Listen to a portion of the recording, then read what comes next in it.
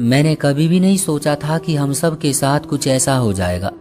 हम लोग टोटल 400 लड़कियां थी और आज हम सब की आंखों में आंसू थे, क्योंकि हम सब की जिंदगी एक साथ बर्बाद होने वाली थी। और बर्बाद भी ऐसी कि शायद दुनिया का कोई मर्द हम सब शादी भी ना करता। हमारे माँ बाप हमें घरों से निकाल देते और हम लोग सड़कों पर रह जाते। इसमें गलती किसकी थी? सिर्फ हमारी अपनी। हम सब यूनिवर्सिटी की लड़कियां थी। गुजरात की इस यूनिवर्सिटी में एडमिशन लेना बहुत मुश्किल काम है। कहते हैं कि जो इसकी मेरिट पर पूरा उतर जाए उसको ऊपर वाले का धन्यवाद करना चाहिए। मैं तो मेरिट पर थी, लेकिन जब एडमिशन करवाने गई तो देखा कि बहुत सारे लोग रो रहे थे, क्योंकि वो मेरिट पर पूरे नहीं उतरे थे। उनके लिए तो उनकी जिंदगी भर का सवाल था, इसलिए आंखों में आंसू आ ही गए होंगे। मुझे बड़ा अजीब लगा। मैंने कहा कि ऊपर वाला सबके लिए रास्ता आसान करे, और मेरी एक दोस्त ने कहा कि पढ़ाई कर लेते तो ये सब ना होता। मैंने कहा कि ऐसा नहीं होता, कभी कभी इंसान मेहनत करता है फिर भी उसके साथ ये मामला हो जाता है। खैर, हम इसी यूनिवर्सिटी में पढ़ने लगे। अभी हमारे शुरू के दिन थे। मेरा भाई मेरे यूनिवर्सिटी जाने के बहुत खिलाफ था। वो था तो मुझसे छोटा, लेकिन हमारे घर में मर्दों को बहुत इज्जत दी जाती थी। उनको ये महसूस करवाया जाता था कि हम तो तुम्हारे ही रहमो करम पर हैं, तुम ही हमारे बड़े हो। मेरी माँ कहती थी कि अगर मर्द को बड़ा महसूस करवाया जाए तो वो बड़ा बनकर दिखाता है। बड़ा बनने से मतलब कि वो पैसे कमाता है, जिम्मेदारी लेता है, उसको पता होता है कि मुझे क्या करना है। लेकिन मेरे भाई को जितना भी बड़ा बना लेते मगर उसके अंदर बड़प्पन नहीं आता था। बस उसे रोब झाड़ना अच्छा लगता था। उसने मेरे माँ बाबा को कहा कि इसे लड़के और लड़कियों वाली यूनिवर्सिटी में ना भेजो, ये खराब हो जाएगी, कोई गुल खिला देगी। इस बात पर मेरे बाबा ने उसे कहा कि मेरी बेटी पर इल्जाम लगा रहे हो, अपनी बहन पर। उसने कहा कि आजकल हालात बहुत खराब हैं बाबा, आपको नहीं पता। मेरे बाबा ने सर उठाकर कहा, हालात उनके खराब होंगे जिनके घर में अवैध धन आता हो, जिनकी बेटियां ऐसी हो, जिन्होंने अपनी औलाद की परवरिश अच्छी नहीं की होंगी। मैं मंदिर में एक पुजारी हूँ, ये मेरी बेटी है, मैं इसको पढ़ा रहा हूँ क्योंकि ये इसका हक है। और जो सब्जेक्ट ये पढ़ना चाहती है वो यूनिवर्सिटी के अलावा और कहीं नहीं है।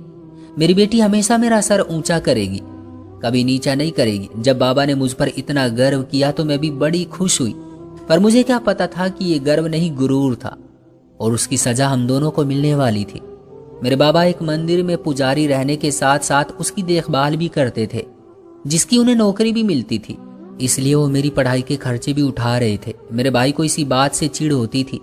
दरअसल मेरे भाई का भी एडमिशन करवाया था, लेकिन वो पढ़ाई ठीक से नहीं कर रहा था और कहता था कि मेरा एडमिशन एक अच्छी यूनिवर्सिटी में नहीं करवाया। जितने उसके नंबर थे उसी हिसाब से ही एडमिशन उसे मिला था। यूनिवर्सिटी में हमारी क्लासें बैठ गई थी और अभी हमारी क्लास बैठे हुए एक हफ्ता ही हुआ था कि एक लड़की हमारी क्लास में आई और उसने आकर टीचर से कोई बात की। टीचर को गुस्सा आ गया और टीचर ने सबके सामने ही उसे डांटना शुरू कर दिया। टीचर ने कहा कि इतना शौक था पढ़ने का तो अच्छे नंबर ले लेने थे। उसने कहा कि मैं बहुत अच्छी स्टूडेंट हूँ, मैंने हमेशा टॉप किया है। लेकिन जब पेपर हो रहे थे तो मेरी माँ इस दुनिया से चली गई थी, इसलिए मैं टेंशन में थी। टीचर ने कहा कि टेंशन में थी तो पेपर नहीं देने थे क्या, पेपर अगले साल देती। अब थोड़े से नंबर लेकर हमारे सर पर नाच रही हो, तुम्हें पता है तुमसे ज्यादा नंबर लिए यहाँ पर लोग बैठे हैं, तो मैं कहाँ से एडजस्ट करूँ। उसने कहा कि क्या आप एक स्टूडेंट को भी नहीं रख सकती? आप मेरा पुराना रिकॉर्ड देखें, मैं बहुत अच्छी स्टूडेंट हूँ, आपकी यूनिवर्सिटी का नाम रोशन करूंगी। उन्होंने कहा कि नाम तो तुमने अपना पहले ही रोशन करवा लिया है, सारी यूनिवर्सिटी को पता है कि तुम पागलों की तरह भीख मांगती फिर रही हो कि मुझे क्लास में बैठा लो। उसने बहुत बातें सुनी। वैसे टीचर भी बहुत मुंह फाड़ कर बोल रही थी, उन्हें ऐसा भी नहीं करना चाहिए था। आखिर फिर उसे भी गुस्सा आ गया और उसने कहा कि मेरा कसूर यही था कि मैं आप लोगों से शिक्षा की भीख मांग रही हूँ। मुझे लगा कि आप ज्ञान बांटने बैठे हैं, लेकिन आप लोग तो अपनी दुकानदारी चमकाने के लिए बैठे हैं। हर जगह कहा गया है कि ज्ञान फैलाओ, पर यह कहीं नहीं लिखा कि ज्ञान को बेचो। तुम लोग यहाँ बैठकर बस शिक्षा को बेच रहे हो। तुम सबका वो अंजाम होगा कि यहाँ पर एक भी स्टूडेंट नहीं आएगा। वो जरूरत से ज्यादा ही गुस्से में आ गई थी और उल्टी सीधी बातें करती हुई वहां से चली गई। बाद में उस टीचर ने हमें बताया कि उस लड़की ने सबको जलील कर दिया है। वो प्रिंसिपल के पास भी गई, वो इस प्रिंसिपल के पास भी। कहती है कि नंबर पूरे नहीं है क्योंकि मैं बीमार थी, मेरी माँ इस दुनिया से चली गई थी। लेकिन मैं बहुत अच्छी स्टूडेंट हूँ, मगर अच्छी थी तो साबित करती। कुछ लोग इस बात पर हंसने लगे, लेकिन मेरे चेहरे पर मुस्कुराहट नहीं आई क्योंकि मुझे पता था कि मजबूरियां इंसान को घुमा देती है और माँ का मर जाना तो बहुत बड़ा दुख होता है। पता नहीं वो लड़की क्या सोचती होगी। देखने में भी वो काफी प्यारी थी। वो वहां से चली गई। कुछ समय के बाद हम लोग भी यूनिवर्सिटी में एडजस्ट हो गए। यहाँ पर लड़के भी पढ़ते थे, एक दूसरे को देखते भी थे। कुछ लड़कियों ने लड़कों से दोस्ती भी कर रखी थी। कुछ ने ग्रुप बना रखे थे जिसमें आधी लड़कियां थी और आधे लड़के थे। लेकिन मेरी तो सिर्फ लड़कियों से ही दोस्ती थी। मुझे सब कहती थी कि आजकल तो ये सब कुछ आम है, वैसे भी ग्रुप बनाने में क्या जाता है। जब ग्रुप में लड़के होते हैं तो काफी सारे काम आसान हो जाते हैं। बाजार से असाइनमेंट प्रिंट करवा के ले आते हैं और कोई ऐसा काम होता है जो हम नहीं कर सकते तो वो आराम से कर लेते हैं। और इन लड़कों का दिमाग बहुत तेज होता है। इनके साथ पढ़ाई करो तो बहुत अच्छी पढ़ाई होती है। साथ ही हमारा मैथ का सब्जेक्ट भी है और लड़के मैथ के सब्जेक्ट में बहुत अच्छे होते हैं। मैंने अपनी दोस्त को कहा कि अगर उसे लड़कों के साथ ग्रुप बनाना है तो फिर मुझे गुड बाय बोल दे, मैं तो इस ग्रुप में नहीं जाऊंगी। मेरे बाबा को पता चला तो वो बहुत गुस्सा करेंगे। उन्होंने कहा कि तुम्हारे बाबा भी अजीब हैं, जब तुम्हें लड़कों के साथ यूनिवर्सिटी में पढ़ने के लिए भेज ही दिया है तो अब ग्रुप बनाने में क्या होता है। और हम ग्रुप बनाकर कौन सा एक दूसरे से शादियां कर लेंगे। हमने पढ़ाई ही तो करनी है, पढ़ाई के लिए ही तो हम कर रहे हैं ये सब, ताकि पढ़ाई अच्छे से हो जाए। मैंने उसे साफ मना कर दिया। उसने भी खैर ग्रुप तो ना बनाया। वो मेरी अच्छी सहेली थी, लेकिन उसने मुझे बहुत बातें सुनाई। उसने कहा कि फिर सारे काम तुम ही करवा कर लाया करना। जो भी चीज प्रिंट करवानी हो, जो भी किताब बाहर से लेनी हो, कागज लेने हो, वो सब कुछ फिर तुम करोगी। मैंने उसे कहा कि हाँ मैं कर लूंगी। मेरी पढ़ाई अच्छी जा रही थी। मेरे बाबा भी मुझसे हर 2-3 दिन बाद पूछते थे कि पढ़ाई कैसी चल रही है, किसी चीज की जरूरत है, सब ठीक है, यूनिवर्सिटी में दिल तो लग गया है ना। मैं उनको बताती रहती थी कि सब कुछ ठीक है। एक दिन यूनिवर्सिटी में एक आदमी आया जो काफी बूढ़ा था। वो यहाँ पर एक नुमाइश लगा रहा था और एक छोटा सा सेमिनार भी करवा रहा था जिसमें सिर्फ औरतों के मामलों पर बात होनी थी, यानी औरतों के पर्सनल मामलात, उनकी सेहत सफाई के बारे में। कुछ लेडी डॉक्टर भी आई हुई थी। उन्होंने कहा कि सिर्फ लेडीज के लिए सेमिनार करवा रहे हैं। हम लोग भी बहुत खुशी खुशी गए। यूनिवर्सिटी में इस तरह के सेमिनार हो तो बहुत अच्छा लगता है। वो लोग एक स्टूडेंट को गड्डी बैग भी दे रहे थे। गड्डी बैग मतलब कि उसमें उस लड़की के लिए उसके इस्तेमाल की चीजें थी, ऐसी चीजें जो लड़कियों को चाहिए होती हैं। पहले उन्होंने हमें औरतों की सेहत के बारे में काफी कुछ बताया। डॉक्टर ने काफी इन्फॉर्मेशन बताई। सेमिनार 3-4 दिन तक ही था। उसके बाद उन्होंने हमें गड्डी बैग दिया। ऐसे सेमिनार में अक्सर 1-2 चीजें देखकर प्रोडक्ट दिया जाता है। जैसे कि अगर किसी टूथपेस्ट का सेमिनार हो तो एक छोटा सा टूथपेस्ट और छोटा सा ब्रश दे देते हैं, या कोई सर्फ वाले आए तो सर्फ का एक छोटा पैकेट दे देते हैं। लेकिन उन लोगों ने तो हमें इतना बड़ा गड्डी बैग दिया था। हम लोग बड़े खुश हुए। तकरीबन 400 छात्राएं थी, सबके पास ये बैग था। उसमें काफी सारी चीजें थी जो हम 1-2 महीने तक भी इस्तेमाल कर सकते थे। हम लोग तो खुशी से निहाल हो गए। लड़के भी मजाक करने लगे कि इतने बड़े बड़े तोहफे मिल रहे हैं, कोई हमारे लिए भी ऐसा सेमिनार रखे। एक लड़की बड़ी चालाक थी। उसने कह दिया कि लड़कों को काम ही क्या है, सारी मुसीबतें तो लड़कियों के सर पर होती है, इसलिए लड़कियों के लिए थोड़ी सी सुविधाएं होती हैं। बच्चे हमें पैदा करने हैं, घर भी हमें संभालना है, बच्चों की परवरिश भी हमें ही करनी है, उनको हमें पालना है, तुम लोगों को क्या करना है। खैर इस तरह की नोक झोंक चलती ही रहती थी। इस बात को 1 महीना गुजरा था कि हमने यूनिवर्सिटी में एक बड़ी अजीब सी खबर सुनी। एक लड़की ने कहा कि एक लड़की है वो यूनिवर्सिटी नहीं आ रही है, उसके माँ बाप ने उसे मना कर दिया है। मैंने कहा कि क्यों, ऐसी भी क्या बात हुई है। तो वो कहने लगी कि वो माँ बनने वाली थी और उसने अपने माँ बाप को बताया कि ये सब कुछ यूनिवर्सिटी में ही हुआ है। इसलिए हमने अपने कानों को हाथ लगा लिया। हमने कहा कि कैसी लड़की थी वो। तो उस लड़की ने कहा कि नहीं यार, वो ऐसी लड़की नहीं थी, वो बहुत अच्छी लड़की थी। पता नहीं ये सब कुछ कैसे हुआ। मेरी उसके साथ बहुत अच्छी दोस्ती थी, हमारी अच्छे से बात नहीं हुई थी।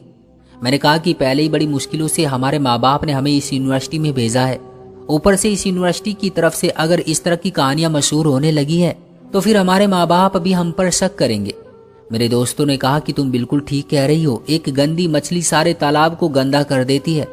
यूनिवर्सिटी में तो हजारों लोग पढ़ने के लिए आते हैं, उसमें से गलती एक ही की होती है, लेकिन बाकी सबके घर वाले भी उनको शक की नजरों से देखना शुरू कर देते हैं। मैंने कहा कि मेरा भाई तो वैसे ही मेरे पीछे पड़ा रहता है, वो तो चाहता है कि उसे कोई मौका मिले और वो मुझे घर बैठा दे। बस एक मुझे मेरे बाबा का ही सहारा है, लेकिन वो भी तो मर्द है और मर्द औरत की तरफ से कभी भी शक्की हो सकता है, चाहे वो उसका बाप हो, भाई हो या फिर पति हो। मेरी दोस्तों ने कहा कि बस ऊपर वाले से प्रार्थना करो कि ये बात ज्यादा उछले नहीं, लेकिन 4 दिन बाद ये एक और कहानी सामने आ गई। पता चला कि एक और लड़की भी उम्मीद से हो गई है और उसके बच्चे का बाप कौन है ये किसी को भी नहीं पता है। हम लोगों ने कहा कि ये क्या हो रहा है, क्योंकि इस बार ये बात पूरी यूनिवर्सिटी में फैलकर फिर हम तक पहुंची थी। पिछली बार तो वो बात हमको उस लड़की की सहेली ने बताई थी। मेरी एक सहेली जो हमारे ग्रुप में थी, उसकी तबीयत भी आजकल बहुत खराब रहने लगी थी। उसने कहा कि पता नहीं मुझे क्या हो गया है, हर वक्त मतली सी होती रहती है। हमने उसे मजाक में कहा कि कहीं तुम भी तो मां नहीं बनने वाली हो। उसने कहा कि तौबा करो यार, अगर ऐसा हुआ तो मेरा भाई मुझे मार डालेगा। लेकिन ऐसा कैसे हो सकता था, हम उसे अच्छी तरह जानते थे। पर फिर एक दिन उसने भी यूनिवर्सिटी आना छोड़ दिया। मेरी उसके साथ सबसे अच्छी दोस्ती थी, उसका नाम रिया था। हम उसे फोन कर रहे थे, वो फोन भी नहीं उठा रही थी।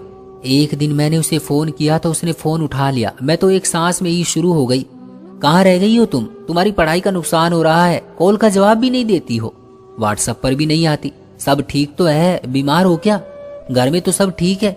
उसने कहा कि मैं बहुत बड़ी मुसीबत में फंस गई हूँ, मेरे घर वालों ने मुझे कमरे में बंद कर दिया है, मेरे साथ बहुत बुरा हो रहा है। मैंने कहा कि क्या हो गया, ऐसा क्यों हो रहा है। उसने कहा कि यार मुझे लगता है कि मैं भी माँ बनने वाली हूँ और मेरे घर वाले मेरा टेस्ट करवा रहे हैं। अगर इस टेस्ट में कुछ आ गया तो मेरी जिंदगी बर्बाद हो जाएगी। मैं खुद ही तुम्हें फोन करने वाली थी, बस आखिरी बार तुमसे बात करना चाहती थी। फिर ये लोग मेरी शादी करवा देंगे, क्योंकि यूनिवर्सिटी में एडमिशन लेने से पहले भी मेरे लिए एक रिश्ता आया था, लेकिन मैंने कहा था कि मैं पढ़ लिख कर कुछ करना चाहती हूँ, नौकरी करूंगी, आप लोगों को ही पैसे दूंगी। इस लालच में इन लोगों ने मेरा एडमिशन करवा दिया था। लेकिन अब अगर ये सब कुछ हुआ तो कहेंगे कि तुमने हमारे भरोसे का नाजायज फायदा उठाया है, तुम्हें यूनिवर्सिटी में डाल के हमें क्या मिला, और अगले ही दिन मेरी उस आदमी से शादी करवा देंगे। वो उम्र में मुझसे बहुत बड़ा है, मैं उससे शादी नहीं करना चाहती। मैं अपनी दोस्त के लिए बहुत परेशान हो गई थी, लेकिन सच तो ये था कि मैं उसके लिए कुछ भी नहीं कर सकती थी। मैं तो उसके घर जाकर उसकी वकालत भी नहीं कर सकती थी। मुझे यूनिवर्सिटी के अलावा कहीं जाने की अनुमति नहीं थी। मैंने कहा कि ये क्या हो रहा है।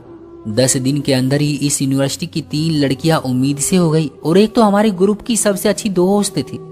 आपस में बैठी थी जब एक दोस्त ने कहा कि चलो एक काम करते हैं, हम सब अपना अपना टेस्ट करवाने चलते हैं। यूनिवर्सिटी के बिल्कुल पास ही एक छोटा सा क्लिनिक था। मैंने कहा कि तुम्हारा दिमाग तो ठीक है, हम क्यों टेस्ट करवाएं, और तुम क्या कहना चाहती हो कि हम सबके साथ कोई मसला है। उसने कहा कि नहीं, लेकिन खुद सोचो, जब से वो सेमिनार हुआ है उसके बाद से ही ये सब कुछ हो रहा है। हम उस सेमिनार में सब गए थे, जो लड़कियां उसमें गई थी उन्हीं के साथ ये सब कुछ हो रहा है। मैंने कहा कि ऐसा कैसे हो सकता है, सेमिनार में जाने का और इस बात का क्या संबंध हो सकता है। उसने कहा कि मुझे नहीं पता, बस तुम लोग मेरे साथ चलो। हमने उसके साथ जाने से मना कर दिया, पर वो खुद चली गई और उसके बाद वो भी गायब हो गई। उसने भी यूनिवर्सिटी आना छोड़ दिया और उसका भी नंबर बंद था। हम लोग 7 सहेलियां रह गई थी और आजकल यही बात हो रही थी। यूनिवर्सिटी में भी यही बातें गूंज रही थी। मेरे घर भी ये बात पहुंची गई। मेरे भाई ने बड़ा शोर मचाया, ये देखो, ये भी तो उसी यूनिवर्सिटी में पढ़ती है, इसकी अपनी दोस्त के साथ भी यही सब कुछ हुआ है, ये भी हमारा मुंह काला करवाएगी। मेरे बाबा बहुत अच्छे आदमी थे। मैं इतना जरूर कहना चाहूंगी कि वो मेरे मामले में कभी भी मर्द बनकर नहीं सोचते थे, बल्कि सिर्फ एक बाप बनकर सोचते थे। उन्होंने कहा कि अगर कोई दूसरा बुराई कर रहा है तो इसमें मेरी बेटी का क्या कसूर है। अगर कुछ गलत हो रहा है तो जरूरी तो नहीं कि ये भी कर रही हो। उन्होंने फिर भी मेरे भाई की बात ना मानी। इस बार तो मेरी आंखों में आंसू ही आ गए। ये आंसू खुशी के थे कि मेरे बाबा को मुझ पर कितना भरोसा था, लेकिन मुझे भी डर लग रहा था। शायद मेरी उस सहेली की बात ठीक थी। एक दिन इतवार का दिन था। मैंने अपनी माँ को बड़ी मुश्किल से मनाया और उसी सहेली के घर चली गई जिसने कहा था कि इस सब का संबंध उस सेमिनार से है। उसकी माँ के पास मेरी माँ बैठ गई और मुझे कमरे में जाने का इशारा कर दिया। तो मैं जैसे ही कमरे में गई उसकी हालत देखकर हैरान रह गई।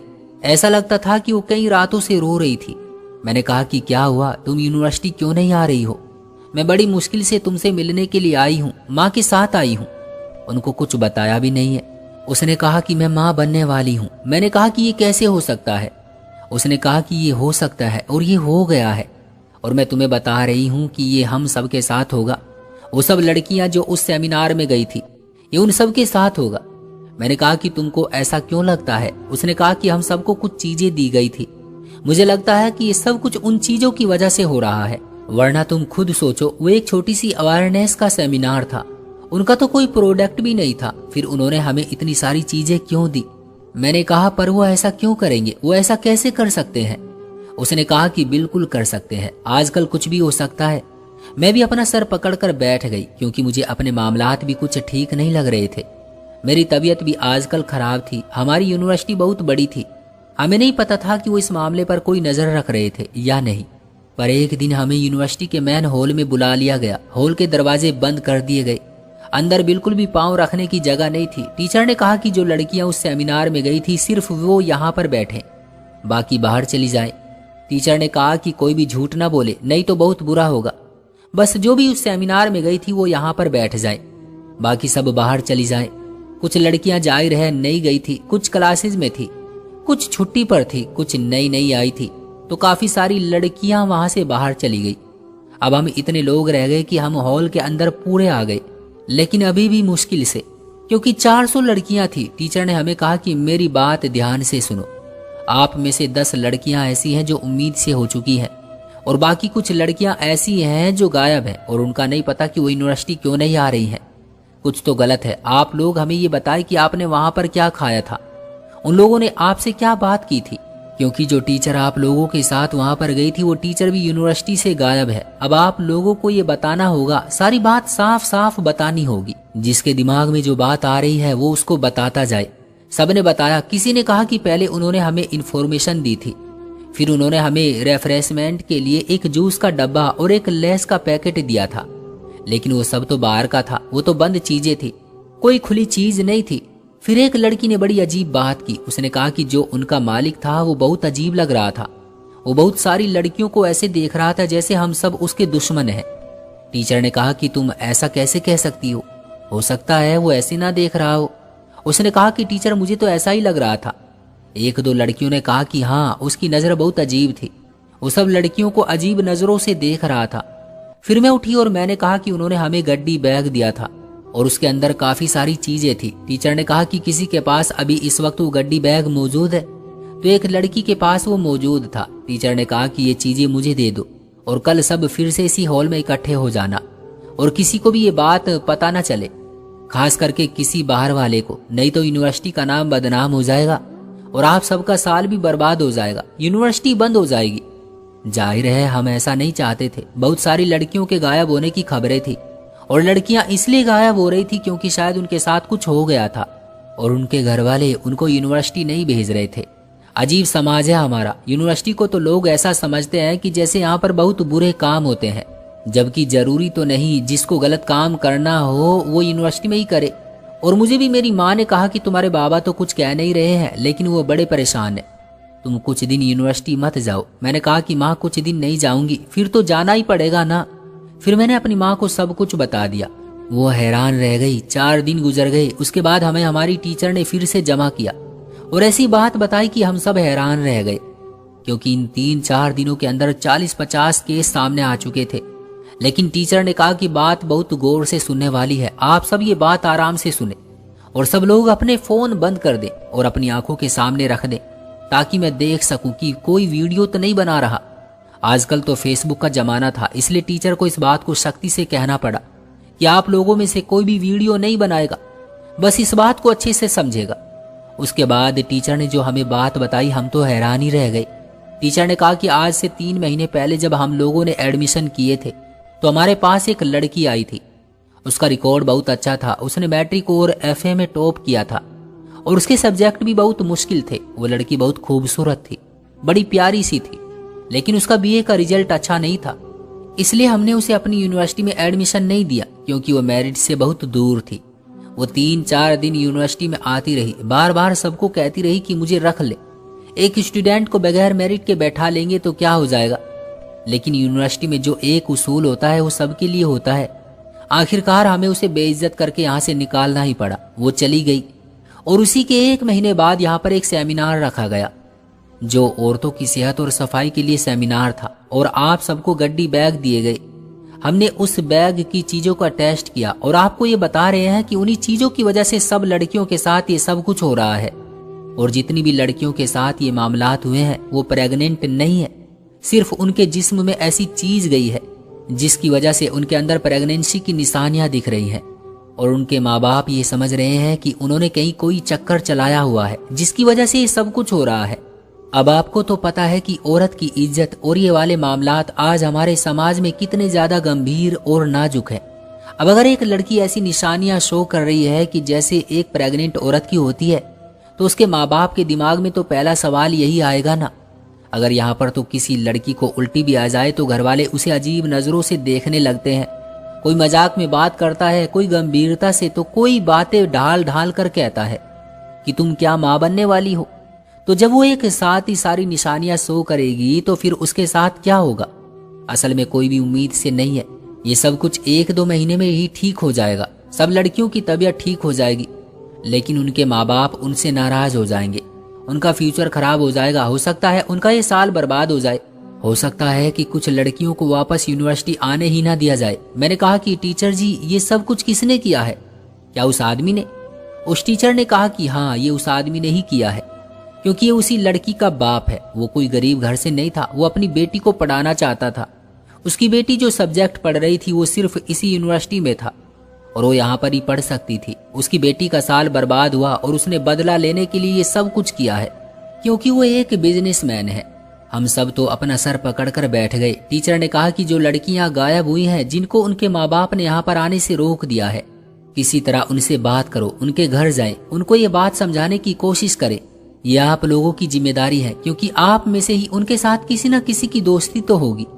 अब ये आप लोगों का काम है कि आप उनको इस बात के लिए तैयार करें। ये बात बहुत मुश्किल है, शायद बहुत देर हो गई है, शायद उनके साथ कुछ ऐसा हो ही गया हो कि वो सारी जिंदगी ना भूले। उन पर किसी ने हाथ उठाए होंगे, उनकी शादियां करवा दी गई होगी। बस जो भी हो सकता है आप लोग करें, नहीं तो इस यूनिवर्सिटी का नाम बर्बाद हो जाएगा और आप लोगों का भी नुकसान होगा। मैं तो ऊपर वाले का धन्यवाद कर रही थी कि मुझ पर वो निशानियां जाहिर नहीं हुई थी। थोड़ी थोड़ी हुई थी, लेकिन पूरी नहीं हुई थी। कुछ लड़कियों के साथ ऐसा मामला हुआ था कि वो बिल्कुल भी बीमार नहीं हुई थी, वो साफ साफ बच गई थी। शायद अलग अलग जिस्म पर अलग अलग असर होते हैं, इसलिए मामला सामने आया था। मैं अपनी माँ को पहले ये सारी बातें समझा चुकी थी। फिर अपनी सहेली के घर गई। मेरी माँ ने उसकी माँ से बात की और मैंने उसको सब कुछ बता दिया। वो भी हैरान रह गई। इस तरह जो कुछ भी हम ठीक कर सकते थे हमने ठीक करने की कोशिश की। उस लड़की के बाप को पकड़ लिया गया था। उसने ये सब कुछ बताया था और अपना जुर्म स्वीकार किया था। उसने कहा कि मेरी बेटी बहुत अच्छी स्टूडेंट थी, बेचारी मजबूरी की वजह से 12 नंबरों से रह गई। आप लोगों ने उसकी जिंदगी बर्बाद कर दी, इसलिए मैंने ये सब कुछ किया कि अगर मेरी बेटी नहीं पढ़ सकती तो सारी बेटियां ना पढ़ सके और इस यूनिवर्सिटी का नाम बर्बाद हो जाए। नाम तो बर्बाद हुआ था, क्योंकि बात चलते चलते कहाँ चली जाती है और जो मेन बात होती है बस उसी की आवाज सुनाई देती है। बाकी इधर उधर की बातें लोग छोड़ देते हैं। यही बात मशहूर हो गई थी कि 400 छात्राएं एक साथ प्रेग्नेंट हुई थी और उन सब का बाप एक था, यानी कि वो बूढ़ा आदमी। यहाँ तक कि इस बात की खबर भी बन गई थी। कुछ लड़कियों ने यूनिवर्सिटी छोड़ भी दी। उस आदमी को पुलिस के हवाले कर दिया गया, उस पर केस कर दिया गया था। उसने जो नुकसान पहुंचाया था वो माफ करने के काबिल नहीं था। जिस लड़की की पहले बात हो रही थी उसके माँ बाप ने उसकी शादी करवा दी है। वो बेचारी तो अपने से बड़ी उम्र के आदमी के घर भी जा चुकी थी। हमें पढ़ाई से मतलब था, हमने अपनी पढ़ाई की। मैंने MSc की डिग्री हासिल कर ली और उसके बाद मैं खुद भी टीचर लग गई। अब मैं महीने के अच्छे खासे पैसे कमाती हूँ और इस बात को लोग भूल गए हैं, क्योंकि एक खबर आती है तो लोग उस खबर के पीछे पड़ जाते हैं। फिर जब दूसरी खबर आती है तो पहली खबर को भूल जाते हैं। लेकिन मैं अभी भी उस आदमी पर हैरान हूँ जो अपनी बेटी को पढ़ाना चाहता था, शिक्षा की बातें करता था और खुद किस तरह का आदमी था कि उसने इतने सारे लोगों से बदला लेने का एक ऐसा प्लान बनाया जिसका मास्टरमाइंड वो खुद था। भगवान ऐसे लोगों से सबकी बेटियों को बचा कर रखे। हर यूनिवर्सिटी बुरी नहीं होती है, शिक्षा का हक हर बेटी को होता है। कहते हैं कि हमें अपनी बेटी पर भरोसा करना चाहिए।